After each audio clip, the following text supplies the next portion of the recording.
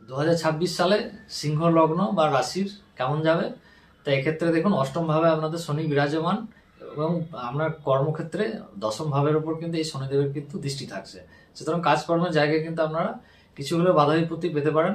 কিন্তু এই শনিদেব কিন্তু যেহেতু দশমে দৃষ্টি দেবে, সুতরাং আমাদেরকে প্রচুর পরিশ্রম করে কিন্তু আমাদেরকে কার্যসিদ্ধি কিন্তু ঘটাতে হবে এবং আমাদের কার্যসিদ্ধি কিন্তু ঘটবে, কারণ একাদশ ভাবে কিন্তু যেহেতু এখানে বৃহস্পতিদেব অবস্থান করছে, আপনাদের কিন্তু মনোবাঞ্ছা পূর্ণ হবে এবং কায়িক পরিশ্রমের পর একটা অনিশ্চয়তা ভাব থাকবে, লেজিনেস থাকবে, হবে কি হবে না এরকম একটা ট্রান্সফরমেশন বা আপনারা যেটা এতদিন কল্পনা করে উঠতে পারেননি সেই ট্রান্সফরমেশন কিন্তু এই বছর কিন্তু আপনাদের জন্য হতে চলেছে।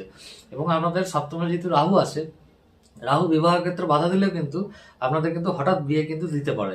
আবার এটাও হতে পারে রাহু যেহেতু একটি পাপগ্রহ, সুতরাং কিন্তু লাগা বিয়েও ভেঙে যেতে পারে এবং না হওয়া বিয়ে কিন্তু আপনাদের কিন্তু হয়ে যেতে পারে এই বছর। বৃহস্পতি যেহেতু অষ্টমপতি হয়ে দ্বাদশে আসবে, সুতরাং এই বছরটি কিন্তু বিদেশ ভ্রমণ, বাইরের সময় কোনো কাজকর্ম করা, অকাল সেবামূলক কোনো কাজ করা, বা যদি আপনারা গবেষণা বা যদি হায়ার স্টাডিজের জন্য কোনো চেষ্টা চরিত্র করে থাকেন, এই সালটি কিন্তু আপনাদের জন্য খুব ভালো হতে চলেছে। লগ্নে যেহেতু কেতু আছে, একটা অনিশ্চয়তা ভাব, শারীরিকভাবে দুর্বলতা ফিল করা, শত্রুতা হওয়া, বিশেষ করে গুপ্ত শত্রুতা হওয়া, মনের মধ্যে কনফিউশন হওয়া, এগুলো কিন্তু হঠাৎ হঠাৎ কিন্তু ঘটতে পারে। কিন্তু দ্বাদশে যেহেতু বৃহস্পতি আছে, ওভারঅল ব্যয় করালে কিন্তু মানসিক সুখ স্বাচ্ছন্দ্য এগুলো কিন্তু বোধ করবেন। কোনো গিফট পেতে পারেন এবছর, কারণ অষ্টমপতি দ্বাদশে যাচ্ছে, বিপরীত রাজ্য করছে, সুতরাং কোনো গিফট পেতে পারেন, ভালো কোনো মূল্যবান দ্রব্য হতে পারে এই বছর আপনার।